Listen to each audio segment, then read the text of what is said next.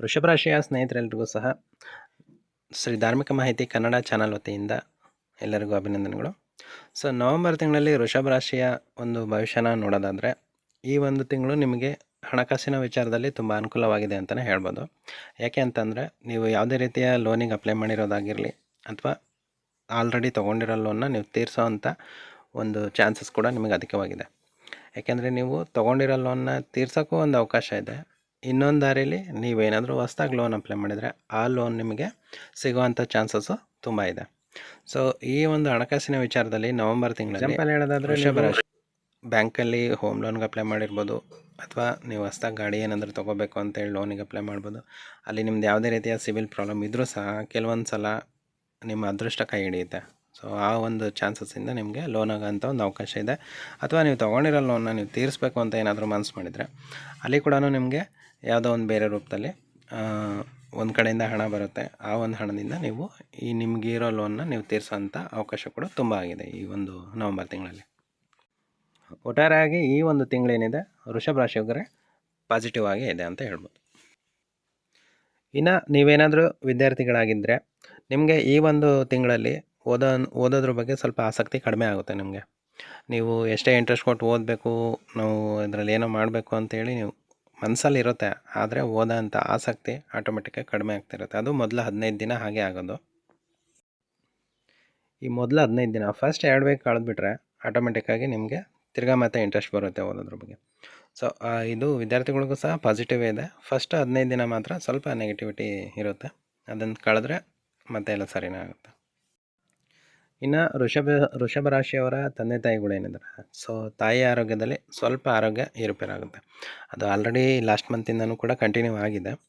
ಈ ಮಂತ್ ಕೂಡ ಒಂದು 15 ದಿನದ ಮಟ್ಟಿಗೆ ಅದೇ ಥರನೇ ಆರೋಗ್ಯದಲ್ಲಿ ಏರುಪೇರಿರುತ್ತೆ. ನೀವು ಅದನ್ನು ಬೇಗನೆ ಹಾಸ್ಪಿಟ್ಲಿಗೆ ತೋರಿಸಿ ಗುಣಪಡಿಸಿದರೆ ಒಳ್ಳೆಯದು.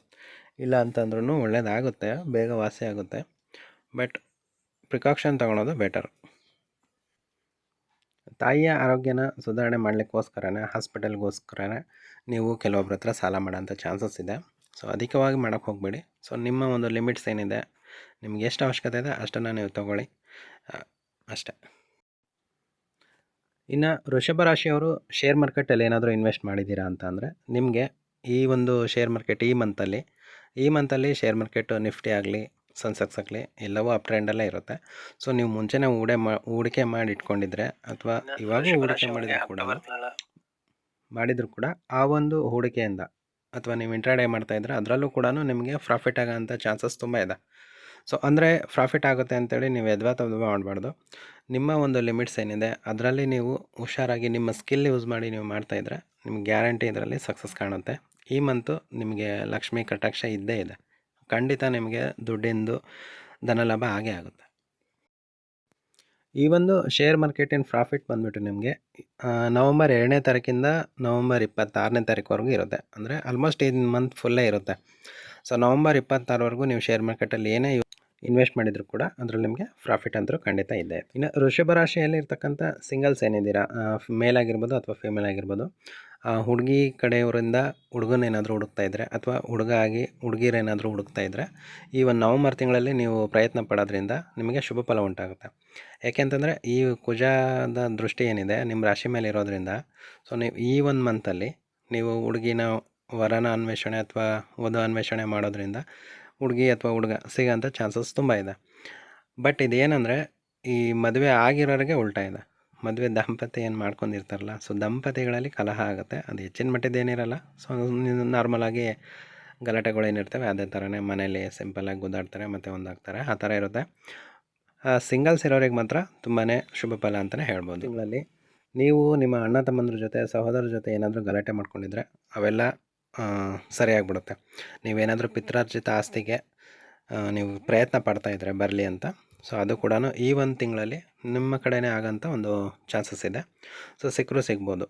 ಈ ಒಂದು ತಿಂಗಳಲ್ಲಿ ನೀವು ಪ್ರಯತ್ನ ಪಡೋದ್ರಿಂದ ನಿಮ್ಮ ಪಿತ್ರಾರ್ಜಿತ ಆಸ್ತಿ ಅಥವಾ ನಿಮಗೆ ಏನೇ ಒಂದು ಬರಬೇಕಾಗಿರತಕ್ಕಂಥ ಹಣ, ಆಸ್ತಿ ಯಾವುದೇ ಬರಬೇಕಾಗಿರ್ತಕ್ಕಂಥದ್ದಾಗಿದ್ದರೂ ಕೂಡ ಅದು ನಿಮಗೆ ಸಿಗೋಂಥದ್ದು ಈ ಚಾನ್ಸಸ್ಸು ಶುಭ ಫಲಗಳು ಜಾಸ್ತಿ ಇದ್ದಾವೆ ಅಂತಲೇ ಹೇಳ್ಬೋದು. ಮತ್ತು ಈ ಒಂದು ವೃಷಭ ರಾಶಿಯವರಿಗೆ ಈ ನವಂಬರ್ ತಿಂಗಳಲ್ಲಿ ದೃಷ್ಟಿ ಜಾಸ್ತಿ ಆಗುತ್ತೆ. ಆ ದೃಷ್ಟಿ ಗಂಡು ಮಕ್ಕಳಿಗಾಗಲಿ ಹೆಣ್ಮಕ್ಳಿಗಾಗಲಿ ಅಂತ ಹೇಳಿ ಸಪ್ರೇಟ್ ಏನಿಲ್ಲ, ಈಕ್ವಲ್. ಸೊ ಈ ಒಂದು ವೃಷಭ ರಾಶಿಯವರಿಗೆ ದೃಷ್ಟಿ ದೋಷ ಜಾಸ್ತಿ ಇರೋದ್ರಿಂದ ನೀವು ಆದಷ್ಟು ಮನೆಗೆ ನೀವು ಮನೆಯಿಂದ ಆಚೆ ಎಲ್ಲೇ ಹೋಗಿರ್ಬೋದು ಅಥವಾ ನೀಟಾಗಿ ಡ್ರೆಸ್ ಮಾಡ್ಕೊಂಡು ಒಡವೆ ಎಲ್ಲ ಹಾಕ್ಕೊಂಡು ಆಚೆ ಏನಾರು ಹೋಗಿದ್ರಿ ಅಂತಂದರೆ ವಾಪಸ್ ಬಂದ ತಕ್ಷಣ ದೃಷ್ಟಿ ತೆಗೆಸ್ಕೊಳ್ಳೋದನ್ನ ಮರಿಬೇಡಿ. ದೃಷ್ಟಿ ತೆಗೆಸ್ಕೊಳ್ಳದೇ ಇದ್ದರೆ ನಿಮ್ಮ ಆರೋಗ್ಯದಲ್ಲಿ ತೊಂದರೆ ಆಗೋದು ಖಂಡಿತ. ಈ ಒಂದು ದೃಷ್ಟಿದೋಷದಿಂದ ಅಥವಾ ನಿಮಗೇನೋ ಒಂದು ಪ್ರಾಬ್ಲಮ್ಸ್ ಆಗ್ತಾಯಿದೆ, ಇಷ್ಟೆಲ್ಲ ನಾವು ಒಳ್ಳೇದು ಹೇಳಿದ್ರು ಕೂಡ ನಿಮಗೇನೋ ಒಂದು ಮನಸ್ಸಿಗೆ ನೆಮ್ಮದಿ ಇಲ್ಲ, ಸಮಾಧಾನ ಇಲ್ಲ ಅಂತಂದರೆ ಇದಕ್ಕೆ ಪರಿಹಾರ ಕೂಡ ಇದೆ. ಸುಬ್ರಹ್ಮಣ್ಯ ಸ್ವಾಮಿ ನಿಮ್ಮ ಮನೆ ಹತ್ತಿರದಲ್ಲಿ ಎಲ್ಲರೂ ಇದ್ದರೆ ಸುಬ್ರಹ್ಮಣ್ಯ ಸ್ವಾಮಿದು ಹೋಗಿ ದರ್ಶನ ಮಾಡಿ ಕೆಂಪು ಬಟ್ಟೆಯಲ್ಲಿ ತೊಗರಿಬೇಳೆನ ದಾನ ಮಾಡೋದ್ರಿಂದ ನಿಮಗೆ ಇನ್ನೂ ಒಳ್ಳೆಯದಾಗುತ್ತೆ ಅಂತಲೇ ಹೇಳ್ಬೋದು. ಸೊ ಇವೆರಡೂ ನಿಮಗೆ ಪರಿಹಾರಾರ್ಥಕವಾಗಿ ಹೇಳ್ತಾ ಇದ್ದೀವಿ, ಅದು ಬಿಟ್ಟರೆ ಇನ್ನೇನಿಲ್ಲ. ಈ ಒಂದು ಮಾಹಿತಿ ನಿಮಗೆ ಇಷ್ಟ ಆಗಿದರೆ ದಯವಿಟ್ಟು ನನ್ನ ಚಾನಲ್ನ ಸಪೋರ್ಟ್ ಮಾಡಿ.